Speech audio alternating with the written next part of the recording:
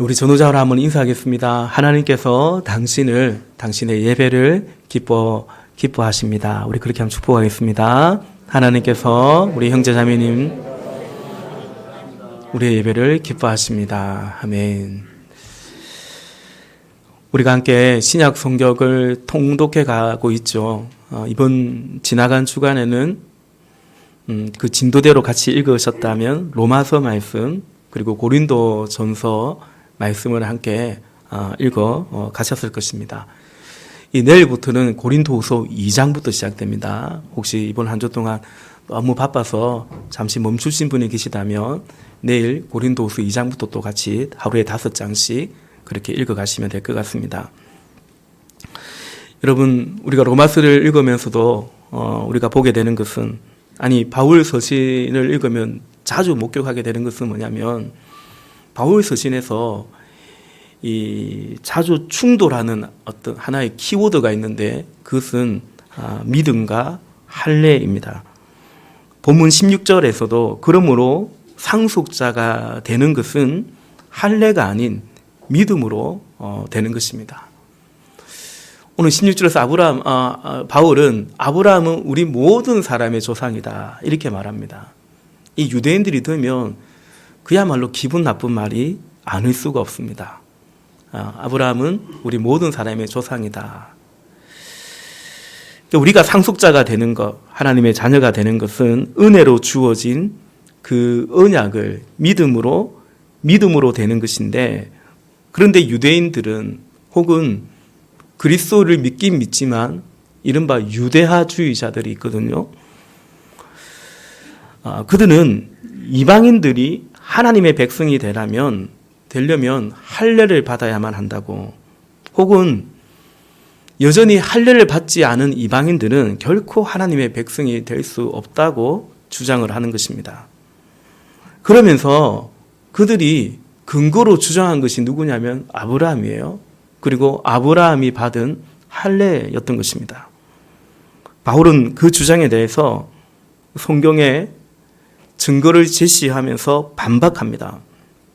우리 읽었던 본문 로마서 4장 16절 말씀 우리 다시 한번 같이 읽어볼까요? 로마서 4장 16절입니다. 시작. 그러므로 상속자가 되는 그것이 믿음으로 되나니 이는 그 약속을 그 모든 후손에게 하려 하심이라. 율법에 속한 자에게 뿐만 아니라 아브라함의 믿음에 속한 자에게도 그러하니 아브라함은 우리 모든 사람의 조상이라. 아멘. 상속자가 되는 그것이 은혜에 속하기 위하여 믿음으로 되나니, 조금 애매한 말이긴 합니다만은, 그러니까 어떻게 상속자가 되냐는 거죠. 다시 말해서 어떻게 하나님의 백성, 하나님의 자녀가 되는가라는 것입니다. 바울은 두 가지를 얘기하는데요. 첫째는 믿음으로가 아니라 은혜로, 하나님의 은혜로라는 것입니다. 상속자, 우리가 구원을 받는 하나님의 자녀가 되는 것의 기원은 사실은 믿음 이전에 하나님의 은혜라는 것입니다. 그래서 아무 육체도 자랑할 수 없어요. 우리가 하나님의 자녀가 되는 것은 하나님의 은혜, 그 기원이 은혜입니다. 그러므로 아무것도 자랑할 수 없을 뿐만 아니라 우리의 믿음조차도 자랑할 수 없는, 그러니까 우리의 믿음도 하나님의 자녀가 되는 것에 그 어떤 공로가 될 수가 없습니다. 그럼 여러분, 우리가 상속자가 된다고 했을 때 그것은 은혜로 기원한 것인데 그 은혜는 무엇인가? 그것은 바로 하나님의 택하심이죠. 그리고 부르심입니다. 아브라함만 봐도 그렇지 않습니까?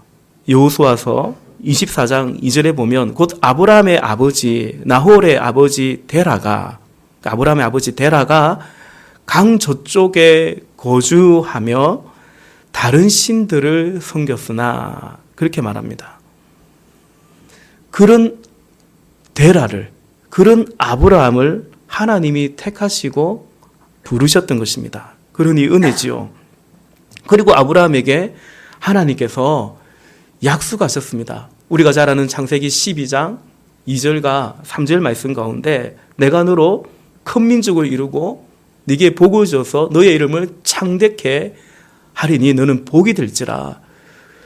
3절에 너를 축복하는 자에게 내가 복을 내리고 너를 저주하는 자에게는 내가 저주하느니 땅의 모든 족속이 너로 말미암아 복을 얻을 것이라. 이렇게 축복의 약속을 하셨습니다. 어떻게 그런 이는 은혜죠. 그럼 어떻게 하나님의 상속자, 하나님의 자녀가 되는가? 첫째는 은혜인데 두 번째는 뭐냐? 바로 그 은혜를, 그 약속을 믿음으로 말미암아 하나님의 자녀가 되는 것입니다. 그러니까 믿음은 하나님의 은혜를 한마디로 받아들이는 것입니다. 수용하는 것이죠. 그리고 그것은 아브라함뿐만 아니라 아브라함의 믿음에 속한 자, 그 사람이 유대인이든 아니면 유대인이 아닌 쉽게 말해서 이방인이든 간에 상관없이 아브라함처럼 은혜를 입었고 그리고 아브라함처럼 그 은혜를 믿음으로 받아들이는 자에게는 또한 아브라함처럼 그런 자에게는 하나님께서 아브라함처럼 상속자가 되는 은혜를 주신다라는 것입니다. 그렇다면 여러분, 그 아브라함의 믿음, 하나님의 은혜를 믿음으로 수용했는데요, 상속자가 되는 아브라함의 믿음은 어떤 믿음인가? 오늘 본문에 단순히 아브라함이 하나님을 믿었다라고 말하지 아니하고 아브라함의 믿음에 대해서 오늘 사도 바울이 증거해주고 있죠. 두 가지입니다. 첫째는 아브라함의 믿음은 의롭다함을 받은 믿음입니다. 우리 본문 20절 20절부터 22절까지 같이 한번 읽어보겠습니다. 믿음이 없어 하나님의 약속을 의심하지 않고 믿음으로 견고하여져서 하나님께 영광을 돌리며 약속하신 그것을 또한 능히 이루실 줄을 확신하였으니 그러므로 그것이 그에게 의로 여겨졌느니라. 아멘. 믿음이 견고해서 하나님의 약속을 의심하지 않고 하나님께 영광을 돌리고 또 약속하신 것을 능히 이루실 줄을 아브라함이 믿었대요. 그리고 하나님께서 그러므로 그것이 의로 여겨졌다. 그 믿음이 의로 여겨졌다라는 것입니다. 그러므로 여러분, 할례가 아니라 믿음입니다. 그 아브라함이 오늘 22절에 의로 여겨졌느니라라는 이 말씀은 창세기 15장의 사건입니다. 그럼 아브라함이 할례를 받은 것은 언젠가 하면 그의 나이 99세 때에 창세기 17장 때입니다. 그러니까 할례로 의로움을 받은 것이 아니고 할례 받기 이전에 아브라함이 믿음으로 의로움을 받은 것입니다.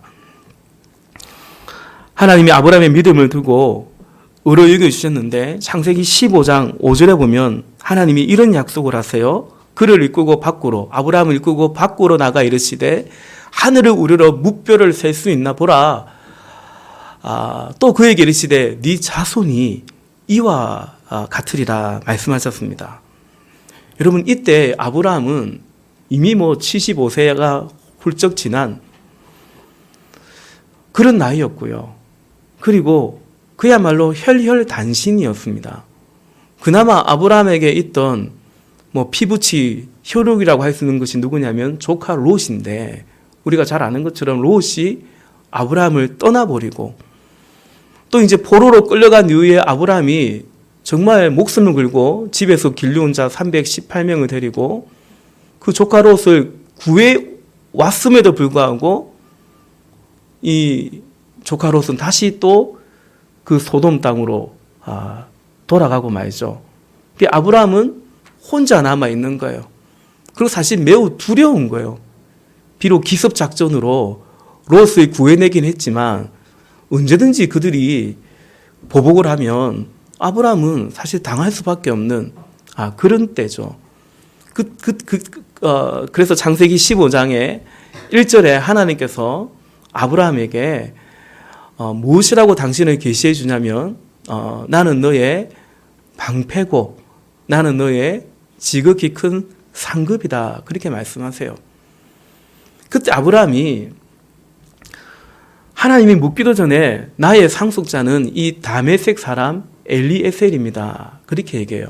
이게 아브라함의 마음 깊이 있는 것이 뭐냐면 상속자에 대한, 자손에 대한 그 마음이었죠. 근데 하나님께서는 아니다. 너 씨에서 날 자다라고 말씀하시고, 그리고 너 저 하늘의 별을 봐라.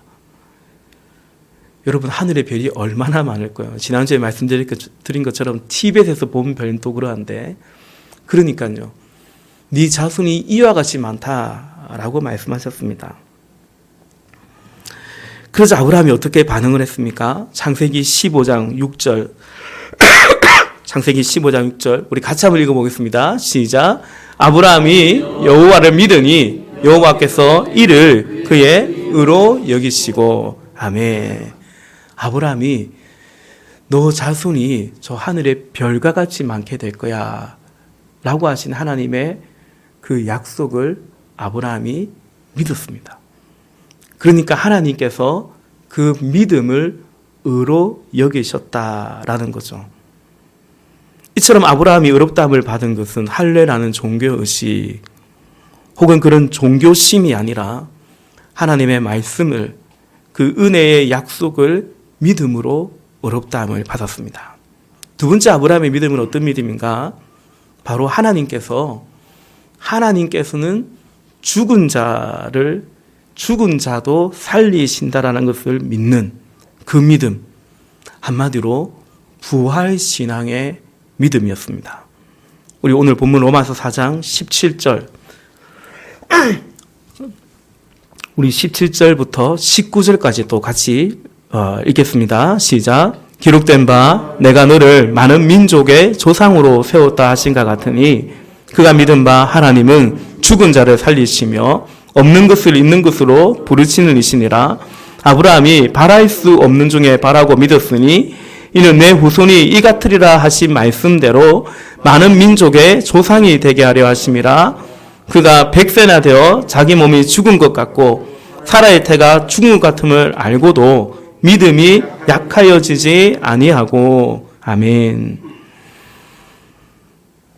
아브라함의 믿음은 17절에 그가 믿은 바 하나님은 죽은 자를 살리시고 없는 것을 있는 것으로 부르시는 하나님, 아브라함은 그 하나님을 믿었고요. 18절에는 바랄 수 없는 중에도 바라고 믿었고 너 후손이 이 같으리라고 하신 말씀 그대로 하나님을 믿었죠. 그리고 19절 말씀에 보면 그의 나이가 100세가 되고 또 아내 사라의 태가 이미 경수가 끊어지고 사라의 태가 죽은 것 같음을 알고도 오늘 사도 바울은 아브라함 그의 믿음이 약하여지지 아니하고, 이게 창세기 17장인데 그 믿음으로 아브라함은 또 할례를 행하라고 했을 때 순종하기도 했습니다. 여러분, 이것이 아브라함의 믿음입니다. 바랄 수 없는 중에 바라고 또한 죽은 자를 살리실 것을 믿었습니다. 그러니까 아브라함 믿음의 클라이막스라고 할 수 있는 창세기 22장, 그 아브라함의 100세에 얻은 그 아들, 하나님의 약속대로 주신 그 아들 독자 이삭을 하나님이 모리아산에 번제로 바치라고 하죠. 그 명령에 아브라함이 순종합니다.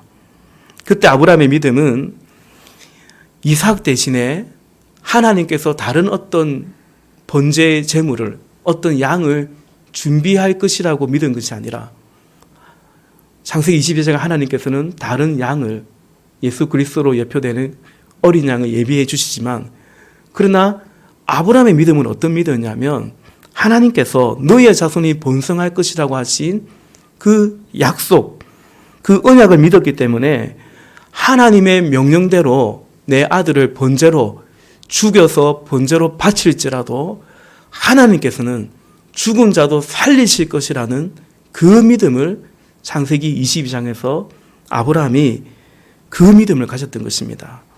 바로 이 믿음이 아브라함의 믿음, 그리고 의롭다함을 받는 믿음, 부활의 믿음이었던 것입니다.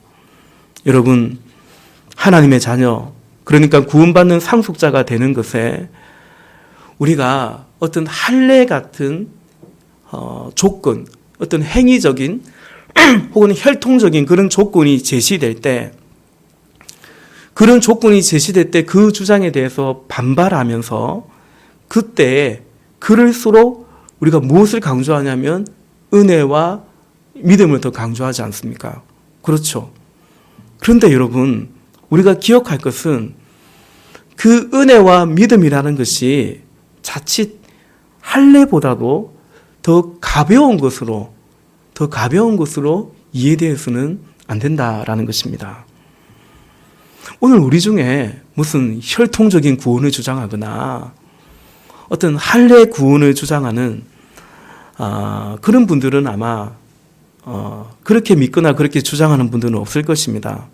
그렇다고 한다면 여러분, 우리의 구원이라는 것이 할례보다도 값싼 은혜이거나 혹은 가벼운 믿음으로 얻는 구원이 아니라는 것을 또 잊으면 안 된다라는 것입니다. 그러니까 여러분, 할례를 통해 얻는 그 할례의 무게가 더 무겁겠습니까? 아니면 우리에게 허락하신 그 은혜 그리고 그 믿음의 은총이 더 무겁고, 여기서 무겁다는 것은 율법적인 무거움이 아니라 더 크신 은총이겠냐, 더 크신 은총이 아니겠냐라는 것입니다. 아브라함이 우리가 보았던 것처럼 아브라함이 할례를 통해 의롭다함을 받거나 상속자가 됨이 아니죠. 은혜를 믿는 믿음으로 된 것인데, 여러분, 그 믿음은, 아브라함의 그 믿음은 어떤 믿음이었다고 했습니까? 죽은 자를 살리실 것을 믿는 믿음이었어요. 바랄 수 없는 중에도 바라는 믿음이었어요. 그래야 갈 바를 알지 못함에도 떠나는 순종하는 믿음이었고, 그리고 마침내 독자 이삭도 바치라고 하니까 순종하여 바치는 그 믿음이었어요. 여러분, 이 믿음이 그냥 할례 정도 받는 그것보다 어떻게 가볍거나 더 값싸다고 할 수 있겠습니까? 하나님의 은혜의 측면에서도 그럴 뿐만 아니라 그 은혜에 반응하는 아브라함의 입장에서도 이것이 훨씬 더 하나님을 향한 적극적인 반응일 수밖에 없죠. 어떻게 보면 대가의 지불이라고도 할 수 있겠습니다. 그러므로 오늘 우리가 의롭다함을 받고 상속자가 된다라는 그 믿음은 바로 이 아브라함의 믿음이죠. 본문 23절, 24절에서 또 말씀하고 있습니다. 같이 한번 읽어보겠습니다. 시작. 그에게 의로 여겨졌다 기록된 것은 아브라함만 이해한 것이 아니요 의로 여기심을 받을 우리도 이함이니 곧 예수 우리 주를 죽은 자 가운데서 살리신 이를 믿는 자니라. 아멘. 아브라함이 하나님은 죽은 자를 살리시는 하나님이라고 믿은 것처럼 우리도 예수님을 죽은 자 가운데서 다시 살리시는 그 하나님을, 그러니까 아브라함처럼 우리도 부활 신앙의 믿음을 가져야 된다라고 말하고 있는 거예요. 그 믿음이 어떤 믿음이 되냐면 그 믿음이 아브라함의 믿음이요, 그 믿음이 의롭다함을 받는 믿음이요, 그 믿음이 바로 상속자가 되는 믿음이다라는 것입니다. 핵심은 부활의 믿음이에요. 그것이 우리를 의롭게 하는 믿음이라는 것입니다. 이것이 우리가 그렇게 믿었으니 그래서 우리가 하나님이 우리를 의롭다고 여겨지는 그런 차원이기 이전에 예수님의 죽으심과 부활을 통해서 그 안에 담겨져 있는 하나님의 뜻, 하나님의 진리가 바로 그렇다라는 것입니다. 로마서 우리 4장 25절을 읽어보면 이해가 될 것 같아요. 25절도 같이 읽어보겠습니다. 시작. 예수는 우리가 범죄한 것 때문에 내 줌이 되고 또한 우리를 의롭다 하시기 위하여 살아나셨느니라. 아멘.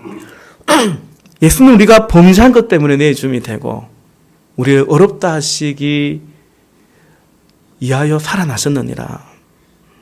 예수님이 십자가에 죽으신 것은 우리 죄 때문에, 우리 범죄한 때문이죠. 근데 예수님이 부활하심으로 우리가 어렵다함을 받는다라고 말씀하고 있어요. 그래서 여러분, 우리가 십자가에 달리신 예수님만 믿으면 안 되는 것이고요. 그 사망 근세 깨뜨리고 부활하신 우리 주님을 믿어야 되는 것입니다. 아멘이시죠? 여러분, 사도행전을 거쳐서 로마서를 읽었지 않습니까? 사도행전을 보면 오순절에 성령이 임하고 나서 나가서 외쳐 전도했던 베드로부터 시작해서 스데반, 빌립, 나중에 사도 바울, 그들이 다 예수의 증인으로 예수 그리스도를 증거하는데 하나같이 무엇을 증거합니까? 예수의 부활을 증거하는 거예요. 새벽에도 제가 그런 말씀 드렸어요. 예수님 죽으신 것만 전하면 사실 이들은 핍박받지도 않아요. 그거는 예수님이 어디 무슨 지하실에 끌려가서 암살 당하듯 죽으신 것이 아니고 만민이 보는 데서 그 수치 가운데 공개 처형을 당했지 않습니까? 십자가 처형을. 그 예수 죽은 것을 누가 부인합니까? 물론 그 사람은 어려운 사람이었어요. 예수님 죽고 나자 그 백부장부터가 저는 정령 어려운 사람이었다고. 그런데 뭐예요? 이미 죽었는데요. 죽으면 끝 아니겠습니까? 부활은 전혀 다른 거거든요, 근데. 그렇죠? 그래서 예수님이 부활했다라고 전하니까, 그러니 유대인들이, 나중에는 로마 제국이 부활의 주님을 증거할 때 핍박하는 거죠. 로마서 10장에서도 그죠? 우리가 마음으로 믿고 입으로 시인하여 구원에 이르게 되는데, 그죠? 근데 그때 믿고 시인하는 주님이 어떤 주님이냐면 부활하신 주님이에요. 부활하신 주님. 그 주님을 입으로 시인한다는 것은 커밍아웃 한다는 얘기거든요. 나는 부활하신 주님이 나의 주입니다. 나의 길이었습니다. 라고 하는 거거든요. 시저가 아니라, 항제가 아니라. 그러니 그것은 순교의 각오를 하는 신앙 고백이죠. 그 믿음을 말하고 있는 것입니다. 예수님의 부활을 믿는 믿음이 곧 오늘 바울이 말하고 있는 아브라함의 믿음. 그리고 그 믿음은 아브라함처럼 나의 이삭을 번제로 드리는 믿음이죠.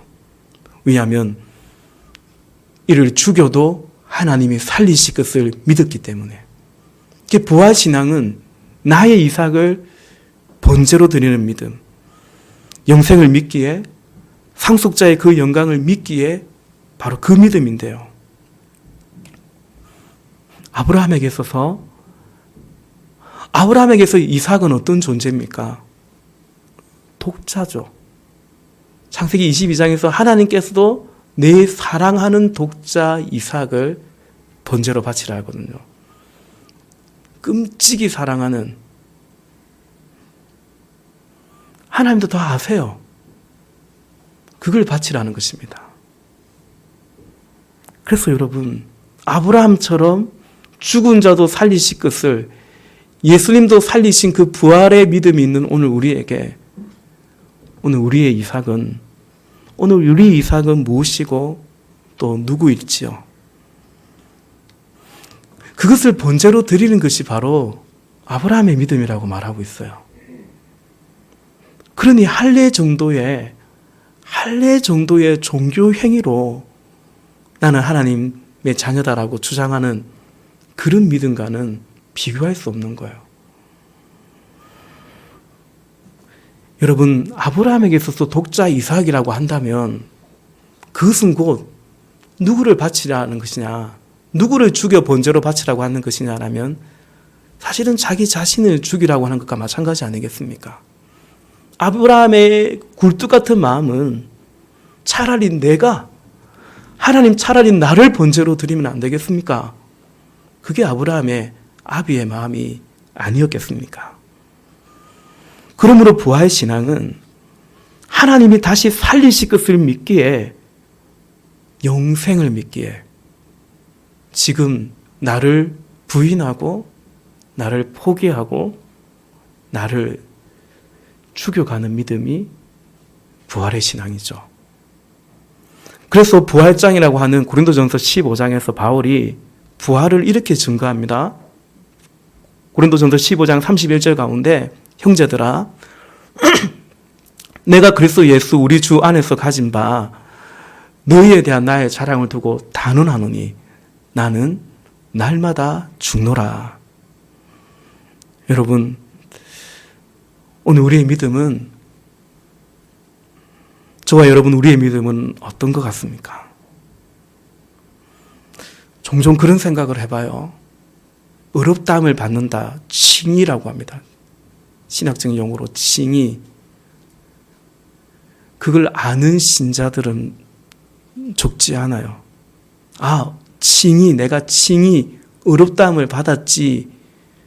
그것에 대하여 아는 신자는 많지만 나의 믿음이 어렵다함을 받은 믿음이라고 스스로 확신하고 있는 그런 성도들은 얼마나 될까? 의외로 많지 않을 수 있다. 종종 그런 생각을 해보게 됩니다. 그래서 누군가가 와서 믿음에 대하여 증거하고 구원에 대해서 증거하고, 그래서 이 믿음이 아닌 사람은 아직 구원받지 못했다라고 말하면서 오늘 구원받기를 원하는 사람, 오늘 예수님 영접하기 원하는 사람 일어나라고 하면요, 우리 이전에 같은 신앙생활한 교회에서도 그런 거 한번 저는 봤는데요, 절반 이상이 일어납니다. 집사도 권사도 그냥 일어납니다. 몰라서가 아니라 실제로 내가 하나님 앞에 어렵다함을 받는 상속자가 되는 믿음인지를, 내 믿음이 정말 그 믿음인지, 부활의 믿음인지, 바랄 수 없는 중에 바라고 죽은 자도 하나님이 살리시는 그 믿음인지, 다시 말해서 오늘 내 삶 속에서 절망 속에서도 흔들리지 않고 사방에 우겨싸움을 당해서 그냥 죽을 것 같은 그때도 영생을 믿기에 거기에 지배를 당하지 않는 그런 믿음인지. 여러분, 이처럼 어렵다함을 받는 믿음, 하나님의 자녀되는 믿음에는 두 가지 전개가 나타나요. 첫째는 오늘 설교의 제목이죠. 믿음으로 서 있는 은혜 속에 살아갑니다. 믿음으로 서 있어요. 그것은 곧 하나님과 화평을 누리고 하나님을 즐거워하는 믿음입니다. 본문 로마서 5장 1절과 2절 말씀 우리 같이 한번 볼까요? 5장 1절과 2절입니다. 같이 읽습니다. 시작. 그러므로 우리가 믿음으로 어렵다 하심을 받았으니 우리 주 예수 그리스도로 말미암아 하나님과 화평을 누리자. 또한 그로 말미암아 우리가 믿음으로 서 있는 이 은혜에 들어감을 얻었으며 영광을 바라고 즐거워하느니라. 아멘. 오늘 바울은 외칩니다. 믿음으로 어렵다함을 받은 형제여, 그러므로 예수 그리스도로 말미암아 그 은혜와 믿음으로 말미암아 하나님과 화평을 누리자. 또 하나님의 영광을 바라고 즐거워하자라고 외칩니다. 바로 이것이 믿음으로 서 있는 은혜입니다. 그러니까 여러분이 믿음으로 서 있을 때 하나님과 화평을 누려요. 하나님의 영광을 바라고 즐거워해요. 근데 믿음으로 서 있지 못하면 이 말 자체가 이해가 잘 안 돼요. 경험해보지 못했으니까요. 하나님과 화평을 누린다는 건 뭐지? 하나님의 영광을 바라고 즐거워한다는 건 뭐지? 왜냐하면 내가 나의 삶 속에 화평을 이루는 어떤 조건과 이유는 따로 있거든요. 나는 이런 것이 채워졌을 때 나는 화평, 나는 평안을 누렸어. 내가 바라는 영광은 이거고 내와 즐거워하는 것은 이거기 때문에 이 말씀이 이해가 안 될 수 있어요. 이해가 안 되기를 바란다는 건 아니에요. 이해가 되기를 바라는 거죠. 그러므로 여러분, 우리가 믿음에 서 있는지를 돌아보십시다. 자꾸 넘어지는 건 아닌지, 서 있긴 한데 가끔 서 있고 주로 쓰러져 있는 건 아닌지, 지금은 우째 서 있긴 한데 또 나 언제나 넘어질지 몰라, 이런 믿음 가운데 있는 건 아닌지. 여러분, 부활을 믿기에 나를 죽이고 어렵다함을 받는 그 믿음은 세상의 정죄와 비방, 그리고 삶의 무게에 지배를 당하지 않고 그 모든 것들을 이겨나가는 믿음, 그래서 서 있는 믿음이에요. 오늘 코로나19 때문에 마땅히 보건수칙을 지켜야 되고 정말로 심각한 상황이 온다면 우리 다 다시 온라인 예배도 드려야겠죠. 근데 그것 때문에 쓰러지는 믿음, 그것 때문에 복음을 부끄러워하는 믿음, 그런 믿음은 서 있는 믿음이 아니에요. 그래서 그런 것들이 우리를 넘어뜨릴 수 없는 것이 은혜 위에 서 있는 믿음이죠. 아멘이십니까? 두 번째, 어렵다함을 받는 믿음, 하나님 자녀됨의, 상속자됨의 믿음의 증거는 뭐냐면 부활의 믿음이에요. 다시 말해서 부활을 믿기 때문에 내가 지금 여기에서 죽어가는, 여러분, 부활은 누구에게 오는 것입니까? 죽은 자에게 오는 거예요. 안 죽은 자는 부활할 것도 없는 거죠. 그러니까 나는 그리스도 안에서 부활을 믿기 때문에 그리스도 안에서 죽어가는, 자기를 부인하고 자아를 죽여가는 그 훈련을 받아들입니다. 그게 어렵다함을 받는 믿음, 상속자의 아브라함의 믿음이에요. 우리 본문 로마서 5장 3절과 4절 우리 같이 읽어보겠습니다. 시작. 다만 이뿐 아니라 우리가 환난 중에도 즐거워하나니 이는 환난은 인내를, 인내는 연단을, 연단은 소망을 이루는 줄 아미로다. 아멘. 나 부활신앙 믿기 때문에 여기에서 잘 죽어야 되거든요. 그리스도 안에서. 근데 우리가 잘 안 죽어요. 어지간해서 안 죽고 꾸역꾸역 그냥 기어고 살라고 하거든요. 다시 말해서 나의 이삭을 포기하지 않는 거죠. 그래서 하나님이 우리를 그 세상 끝이 아닌 부활의 소망에 이르도록 그 영광을 우리에게 주시기 위해서 하나님께서 우리 삶에 허락하시는 것이 있는데 그것이 주로 환난이라는 것입니다. 환난은 여러 모양이에요. 우리는 지금 이 코로나19라는 이 팬데믹이라는, 그냥 우리 뭐 특정 개인이 아닌 우리 모두가 겪고 있는 시대적인 그런 환난이 있는 것처럼 우리는 인생 가운데 여러 모양의 환난을 경험해 갑니다. 근데 여러분, 우리의 믿음은 환난 속에서 오늘 말씀 증가하고 있는 것처럼 연단되고 우리의 믿음은 연걸어져 갑니다. 그러므로 믿음으로 서 있는 은혜 속에서는 환난 중에서도 즐거워한다라고 말하고 있어요. 왜요? 이것이 부활과 그 상속자의 소망에 이르도록 한다는 것을, 이 환난이 나에게 부활 소망, 상속자의 그 영광의 소망을 붙잡게 한다는 것을 알기 때문이죠. 그러므로 여러분, 우리 삶 가운데 때로 통과하는 환난 가운데 우리는 이 환난을 통해서 참 소망을 이루실 주님을 믿고, 오늘 사도 바울이 우리에게 증거하는 것처럼 환난 중에서도 하나님을 바라고 즐거워해야 되는 것입니다. 그리고 환난 중에서 우리는 사실은 어쩔 수 없죠. 인내해야죠. 그리고 다만 꾹꾹 참는 인내가 아니에요. 연단되어 간다는 거죠. 환난은 인내를, 인내는 연단을. 연단 속에서 우리의 불순물이 제거되는 거죠. 히브리서 12장 1절 말씀처럼 모든 무거운 것과 얽매이기 쉬운 죄를 벗어버리고 우리가 환난 중에 인내하고 연단되어 가면서, 그래서 우리 삶의 불순물을 제거해서 우리가 믿음의 경주를 해갈 때에, 여러분 달리기 할 때 뭐 많이 짊어지고 달리게 하면 잘 됩니까? 아니죠. 우리는 믿음의 레이스를 가고 있는데요. 그래서 무겁고 얽매이기 쉬운 그런 죄를 벗어 버려야 되는 거예요. 환난 가운데 인내와 연단 속에서 또 세상의 근심을 그 짐을 내려놓아야 되는 거죠.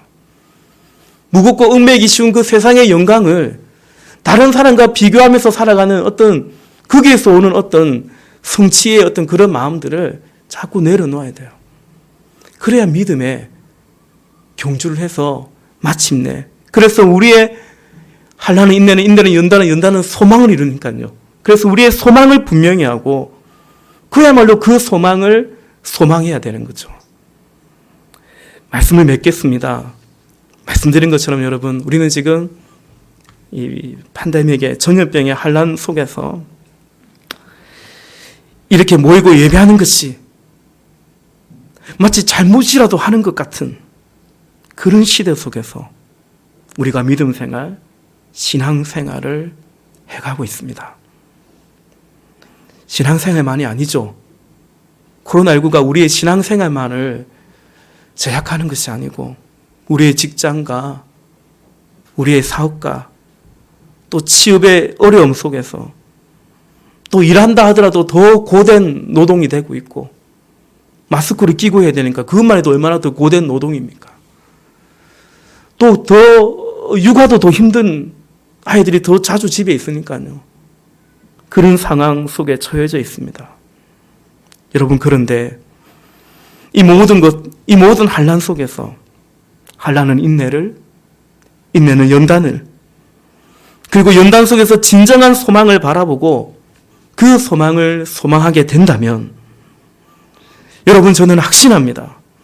하나님의 상속자요 하나님의 자녀인 우리에게는 바로 이 시간들까지도 로마서 8장 28절에서 약속하고 있는 것처럼 이 모든 것이 결국은 합력해서 선을 이루고 진정한 소망을 이루게 될 줄로 믿습니다.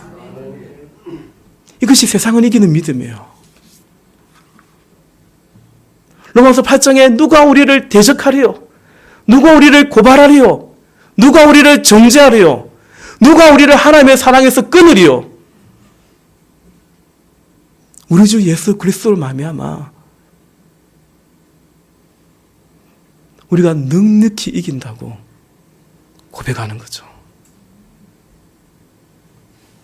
그리고 여러분, 저는 이 시간 환난을 통해서 하나님께서 우리에게 합력하여 선을 이룬다고 할 때 그것이 다름 아닌 우리의 믿음이라고 생각합니다.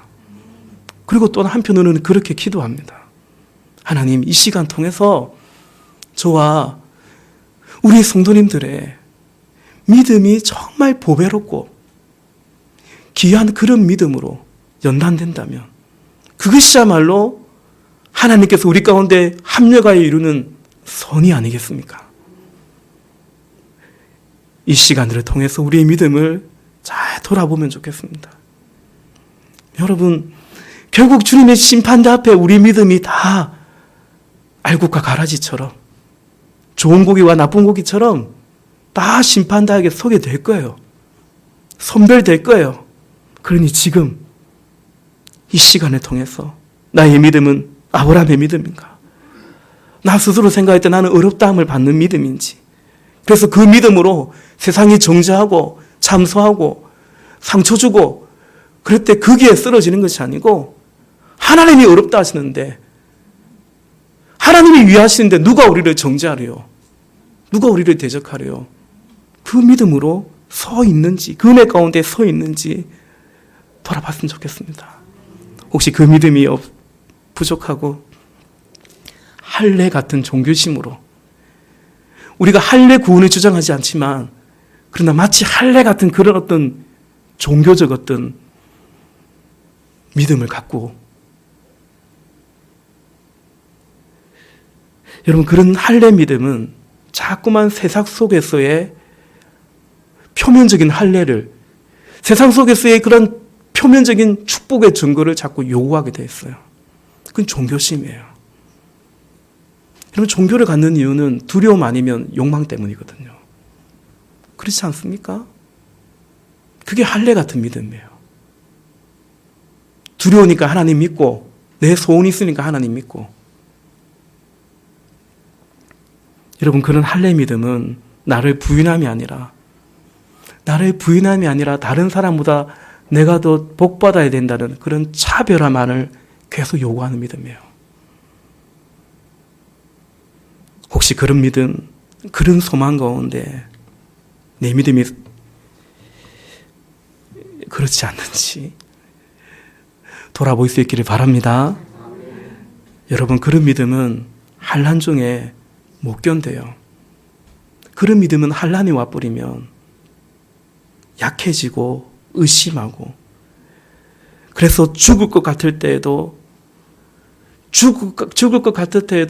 죽은 자도 살리시는 그 하나님을 믿는 믿음이 아니라, 그런 믿음은 죽을 것 같으면, 그러니 죽을 것 같으니까 그냥 죽어버리고 마는 그런 믿음, 식어버리고 마는 그런 믿음이 됩니다.